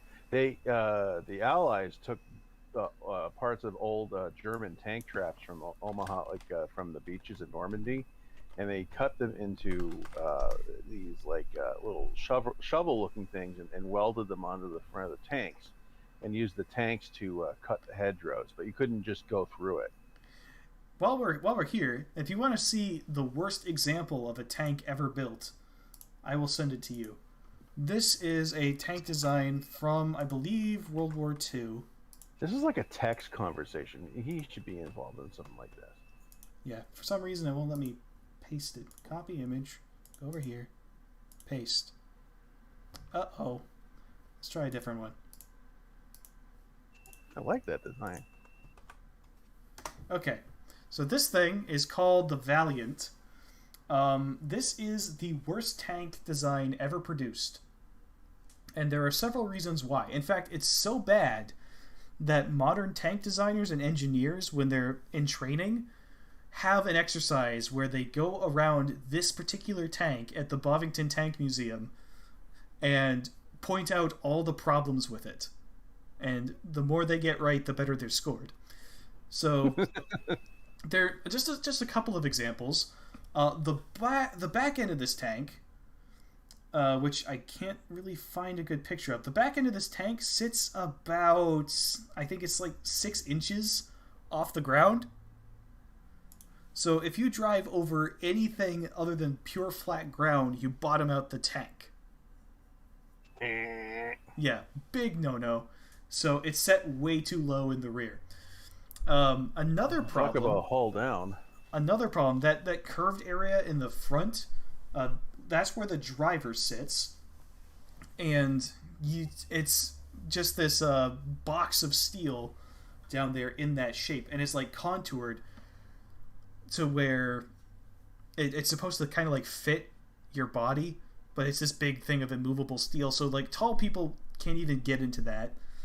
So if you're over a certain height, you literally can't get in there. And the clutch pedal is designed in such a way that if your foot slips off of it, your foot will get stuck in there. And I shit you not, the only way they'll be able to get you out of the driver's seat is to amputate your fucking leg. No. Yeah. Really? No, I'm dead serious. If your foot slips off the clutch and gets stuck, you're losing a leg because there's no other way to get you out. That's insane. Yeah. Another thing that I'm looking at here is that where the driver sits is like it's like perpendicular to like all the incoming fire you're gonna get. No, like you notice with other right. Well, that's why it's armor. sloped. Yeah, it's sloped there and it's curved, which is supposed to help with the deflection. Most tanks have the driver right up front. Yeah, in this but at least you got that going for you. This thing, you're getting hit. You're getting full on hit.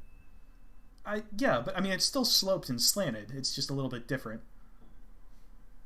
You're not getting, but it's not sloped by much. Yeah, I mean that section there about where your head would be is almost a 90-degree angle. But it does kind of curve as it wraps around. I think that's supposed to help. Yeah, this thing is a piece of shit. Yeah. And is one of the most infamous tank designs ever. It's just a horrid thing. It's worse than... I'm trying to remember what the other one was called. There was one... that French design? Another one that the British did. Trying to remember. Is it the Crusader? I don't think it's the Crusader.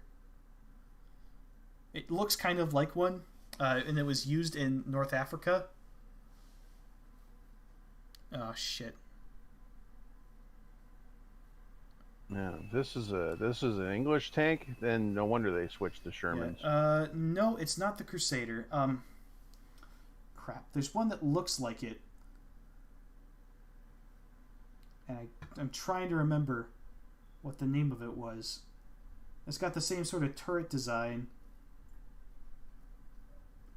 But I guess you just have to pretend that this is it. But it looked like a Crusader. The radiators for the engine, the parts that kept it cool, were mounted on the back exterior of the tank. And the thing was notorious for overheating.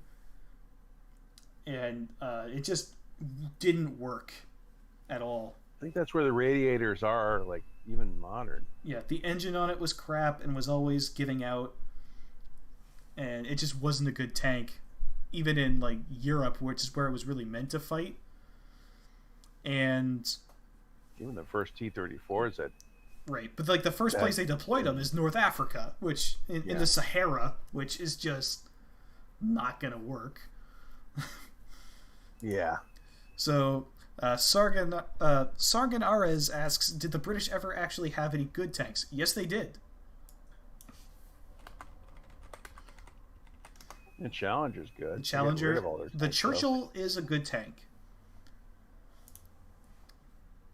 Yeah, They're getting rid of their tank force. Panzer version. The Churchill was a good tank. There were versions of it that were fantastic. Another good one that they had... Well, they had their own variant of the Sherman that they made themselves. Mm-hmm. The Firefly. Which they put a bigger gun on, and which allowed it to engage much better with German tanks. Definitely an improvement on the original American design. You can kind of see... do something to the Tigers. Yeah, some of the modifications here. So... There's this big add-on on the back. That's because the gun that they were putting in was too big for the tank. So they cut a hole in the back of the turret and put the gun in sideways to cram it in there.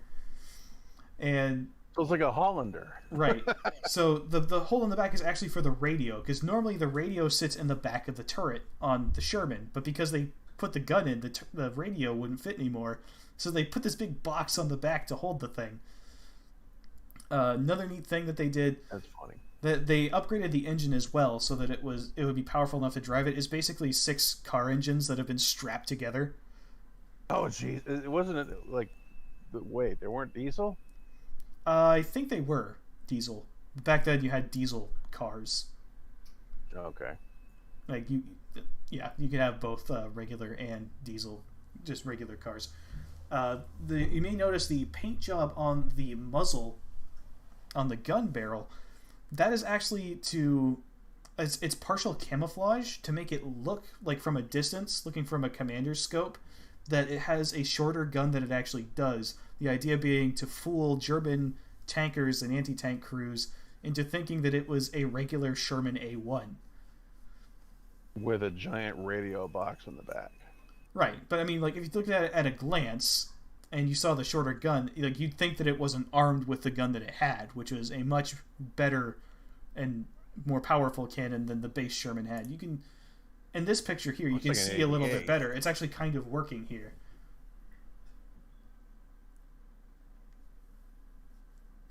So the British did come up brought with... to you by War Thunder.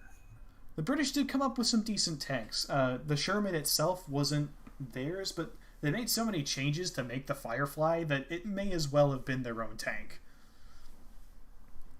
By the time they were done with it, there was very little left of the original Sherman other than the armor and overall shape of it. I believe this is also a torsion bar tank. Yeah. Which we've kind of moved away from. So, there's some examples. That's an adorable model. Oh, geez. My wife actually has one of these. I was at a model store a while back, and I saw this particular little cute chibi model of a Sherman, and I picked it up for her, and she built it and had a great time. It's sitting on my bookshelf right now. That's fun. I don't build tank models a lot, but yeah, I've never really been a tank dude. When it comes to real world vehicles that I've collected, it's like mostly ballistic missile launchers, surface to air missiles, radar units, that kind of stuff. Right, and my big thing, I'm sure it will surprise absolutely nobody, is naval vessels and aircraft. Oh yeah, like I love aircraft, and I like a good ship. Like the ships that have been built throughout history, just glorious things. And not even always military. Like I have a big thing for the Olympic class ships. Oh. Yeah, and the Titanic was one of the Olympic class ships made by the White Star Line. The first of its kind. Titanic ones. Yep. The Olympic class consisted of the Olympic, Titanic, and Britannic. All three basically identical ships. Didn't they all sink? No. The Titanic did in the very famous iceberg hit. The Britannic was torpedoed by a submarine in World War One, where it was a hospital ship, sank with most of the people aboard. But Olympic actually had a very long and very successful career, and in fact is credited, I believe, as the only civilian vessel to have killed a U-boat in World War II. Because would it run it over? Yep, it was sailing along full of cargo, doing wartime duty, and the U-boat surfaced in front of it. And rather than take evasive action, the captain took a look at it and said, "Fuck it," and just threw the thing into full speed ahead. That is so metal. And ran over the fucker. Yeah. You can see this image here on the left. That is Olympic painted up in her wartime colors. So sort of dazzle camouflage. Ugly as sin. But after the war, it continued to serve and was even given the nickname Old Reliable. Yeah, it's to make it so it's harder for a visual sighting to be able to tell its heading. Yeah. So, unfortunately, this image is pretty low res. Somebody colorized one of the black and white photos of Olympic. Just beautiful, beautiful ships. And it went back to civilian duty. Cunard and White Star were competing lines back in the early 20th century. Cunard being I believe they're the company that produced Lusitania and Mauritania. And White Star was their competitor, but after the war and the disaster that was Titanic, and they poured a ton of money into these ship designs to build the Olympic class ships. They were going to be the biggest and best thing, and then they lost 2 out of the 3 of them almost immediately. So the company couldn't recover from something like that. So they eventually merged with Cunard to become a brand new company. And Olympic, having survived both world wars, continued to serve until she was eventually scrapped, which is the saddest part of the story, because really, that means that there are no surviving examples of Olympic class ships, which is just a big bummer because these ships are gorgeous. Except for the different partial reconstructions of the Titanic. Yes, and I think China's got like a full scale one that they've built. Which, wow. There is actually a team that's developing a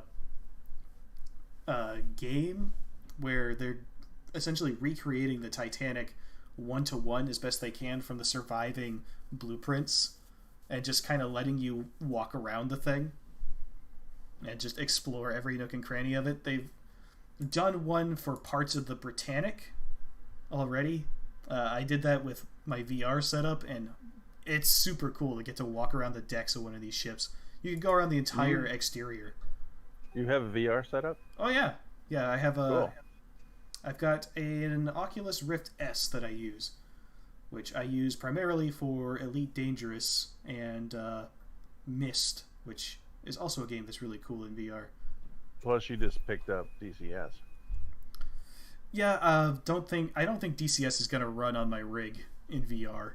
It barely runs in the regular mode. I don't even want to try doing that in VR. I mean, maybe if I tweak the settings enough, I can make it work. I also use it for Project Wingman because that whole game is playable in VR. And that's just a good time. If you have the stomach for it, it can make you feel a little sick. Yeah, I've heard that. But once you get used to it, it's a good time. And I have wandered away from the pulse laser again, just talking about random shit, but that's half the fun of this. Man, there's so many good pictures, though, of Olympic. I mean, like, I'm not alone here, am I, chat? Like, these are good-looking ships. I'm not just crazy obsessing over this stuff. You guys see it too, right? Right? They look like products of their time. Yeah, and I like that whole Edwardian period is something that I find really fascinating. It's a very short time period, but was very distinct from what came before and what came after. Very brief, kind of like the Old West, where, you know, it didn't exist for very long, but it was so different from other time periods. Oh, here's a good picture. So, it's tiny. But early on in its career, Olympic was actually struck by a warship by its ram. It was designed to sink ships, and it rammed into the Olympic, and it was perfectly fine.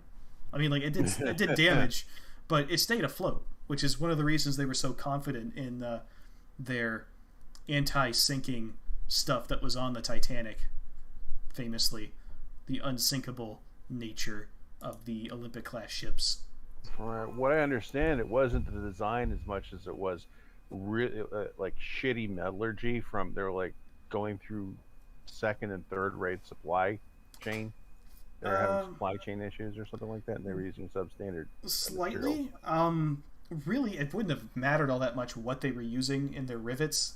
One of the theories is that the rivets that they used were crap, and so when they hit the iceberg, the whole thing just kind of fell apart. Like, it opened kind of like a zipper. I don't really buy that. If you hit an iceberg the way they did, and in the manner that it struck them, I don't think it would have mattered all that much what your rivets were made out of. That ship was going down. And really any ship at the time, if it had been hit like Titanic had, would have gone down. It opened it all along the side of it, like way down the side. Galaxy Quest, when they kind of rubbed up when they were launching, and they rubbed up against the side of the space station. Right. Yeah. So it really wouldn't matter what you used in your rivets if you got hit like that. We like to kind of point at one specific thing and say, oh, this is the crippling flaw. Really, with Titanic, the crippling flaw was that they hit an iceberg. It's nowhere near as interesting or exciting as you might think. I've heard that if they had hit it head on, it wouldn't have been as bad. That's true. It would have flooded fewer compartments. The damage would have been largely superficial. There probably would have been more immediate injuries just because of people getting launched the fuck across the ship, but yeah. That's probably what they were trying to avoid. But yeah, it probably would have been less disastrous than running along the side of the iceberg. The impact would have been absorbed by the entire mass of the ship. It wouldn't have just been transferred to... Right, it probably wouldn't have sunk. But, you know, that's the benefit of hindsight, really. Mm-hmm. So Vandal Noir says, Mage, make your book available on Spotify or something where I can listen to it while driving my regular 10 hours a day. I mean... That sounds better, like a better vehicle for it than yeah, probably. YouTube. I'll do that. I'll look into doing that, but you can still do that with YouTube, can you? Yeah, you can. In fact, I don't want to sound like a jerk here, but like, you can still. Well, my cousin and I have a podcast called Super Retro Throwback Reviews, and it's on Spotify and Podbean, and it's pretty much everywhere. Even in some radio programs, some places you can even pick it up. It's broadcast on radio, but on YouTube we still release it on YouTube as a backup in case there's an issue with like Google or something like that. But hardly anybody ever uses that. Right. And so that's why I think that YouTube's probably not the format for it. Now I absolutely adore A Twist of the Knife to the point where I started doing fan art for it. But yeah, that's the whole reason why we joined forces, was because you were listening to Twist of the Knife and wanted to hop in. Well, it was actually I found that afterwards when I met you, when I first met you, I knew you because I was watching the hell out of the original the original lore videos you were doing. Yeah. Okay. So he's a trucker. I see. So like data streaming. I understand. Okay.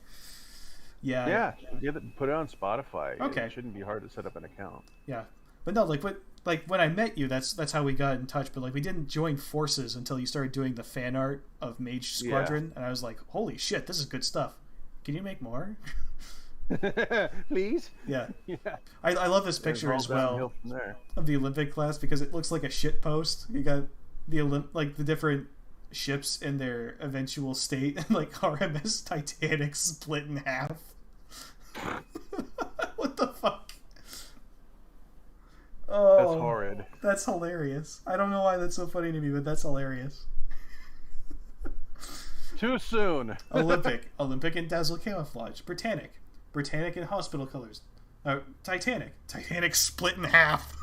It looks like a shit post. It probably was. Oh my god, that's wonderful. Okay. Especially with half of the the aft portion of the ship's kind of dangling on like a fingernail. Yeah, I mean, like the forward end. Yeah. Yeah. Yeah. So Vandal asks if I got Discord. I do. I'm in the Everything BattleTech Discord as Mage Leader. I do not have my own Discord server. I might do that if the Patreon takes off a little bit more. Maybe we'll start up a server for the patrons. We have a Patreon. Yeah. Oh yeah. Patreon.com/MageLeader. There are $1 and $5 per month options there. You can join up if you want. None of the content I produce is exclusive to it. I'm not going to start charging money for stuff that I've been producing for free. That's a scumbag move. I'm not going to do that. But I might eventually add something like Discord server access to that. Just to kind of keep out, the trolls. Make them invest in something a little bit first before you give them access to the public discourse with the fans. It's not public; it's private discourse. You know what I mean? Yeah. To keep the people who want to cause trouble out a little bit more.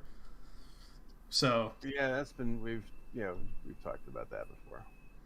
Yeah. So currently the rewards are, if you do the $1 option, I type out your name at the end of each Mech Primer video. The $5 option, I say your name and give you personal thanks that way. So right now it's still pretty small, but that's kind of be expected. I don't really expect it to take off in a big way. Really, it's just another thing to kind of help make it a little bit easier. I work a full job, so this is something I do as a hobby in my spare time. I'm not trying to make a living off of it. But I asked the people if they'd be willing to do it, and they said, once I reach 2,000 subscribers, they'd be willing. So there it is. If you guys want to join in and support me in any way, that's a way you can do it. But with that being said, we've been on for about 2 hours. Next week, we're hoping, I'm not going to promise anything, we're hoping to have Majestrix Riley Centrella on the show. We'll chat with her about the stuff that she does, and it's fantastic if you haven't checked her out. And she's just a fantastic person, great to talk to, great to hang out with. She knows how to shitpost with the best of them. So she's hilarious. Oh, she's just a riot. We talk with her all the time. We work with her on a few things here and there. Won't spoil what's going on there, but there is a surprise coming. That's something to look forward to for next time, as well as what her future projects may be. Maybe we can get her to open up about it a little bit if we get her on. Nice. Who knows? Yeah. So with all She's always got something going on. Yeah, it's true. So with all that being said, thank you guys so much for tuning in. It's been a fantastic time. I know we got off topic here quite a bit. Thanks for bearing with us.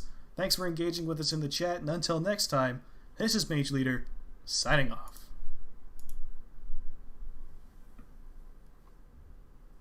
Nice.